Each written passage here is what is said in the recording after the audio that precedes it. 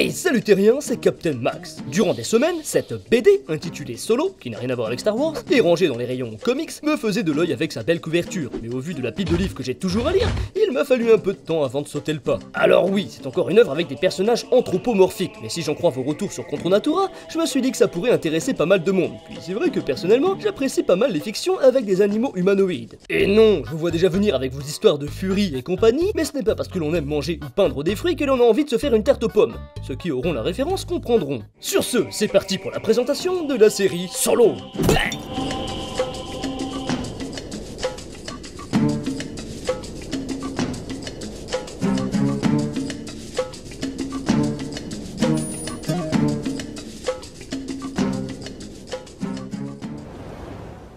Oscar Martin, le scénariste, dessinateur, encreur et coloriste de notre BD du jour, est né en 1962 à Barcelone, en Espagne. À l'âge de 24 ans, il commence à dessiner et scénariser les BD adaptés du dessin animé Tom et Jerry. En plus de ses 20 années de travail pour la Warner, il accumule aussi d'autres demandes de dessin, comme pour Disney, avec le journal de Mickey ou bien le Roi Lion. Notez que Oscar est l'un des seuls, si ce n'est pas le seul artiste, autorisé à dessiner Tom et Jerry en Europe.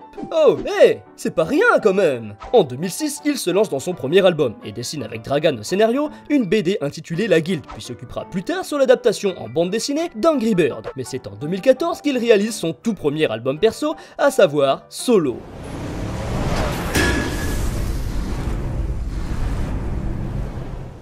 Ravagée par les armes nucléaires et chimiques, la Terre a muté et de nombreuses espèces animales ont développé une taille et une intelligence semblables à celles des humains. Pour faciliter la vie de sa famille, Solo, un jeune rat, décide de prendre la route. Mais dans cette contrée hostile, de prédateurs, de cannibales, de monstres ou de pirates, Solo va devoir devenir le meilleur guerrier pour survivre. Une fois plongé dans cette œuvre, rappelant inévitablement l'univers de Mad Max, on retrouve rapidement notre protagoniste en plein apprentissage à la survie. Son monde n'a aucune pitié, et chaque forme de vie représente un danger. Si on le découvre plutôt chétif et dépendant des siens, il se métamorphose très vite en un bon gros rat avec des bras à faire rougir ceux de Maximus du film Gladiateur.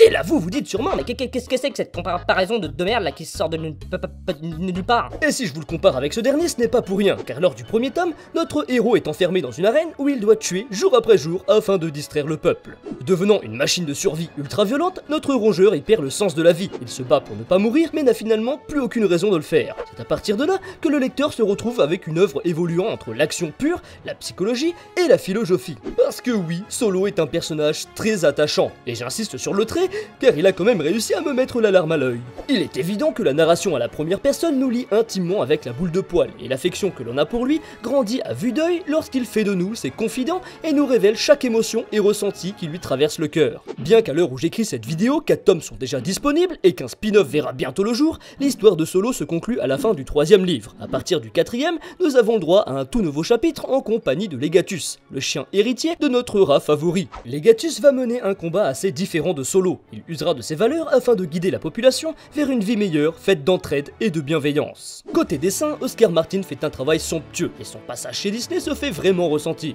Le style cartoon est superbe, la mise en scène des cases recherchée et les quelques scènes de combat apportant un style s'approchant de la chronotopographie avec mouvements décomposés apportent une grande lisibilité des actions de notre héros. Bon, je vais m'arrêter ici car je pourrais vous en parler encore longtemps et je n'ai pas envie de vous gâcher tout le plaisir que cette magnifique lecture vous offre. Mais pour résumer, Solo est une BD qui sort un peu de l'ordinaire, avec d'un côté un héros ultra badass au cœur de scènes d'action parfois très violentes, et de l'autre côté un récit émotionnel et philosophique, posant des questions sur l'éthique, la raison d'être, de vivre et de faire. Si ce comics vous intéresse, vous pouvez le retrouver chez Delcourt, comme d'hab, lien dans la description. Bon, je suis pas totalement sûr d'avoir réussi à faire honneur à cette œuvre comme il se doit, car c'est vrai que je suis complètement tombé amoureux de ce comics indépendant, qui de plus n'est pas de racines américaines, mais européennes.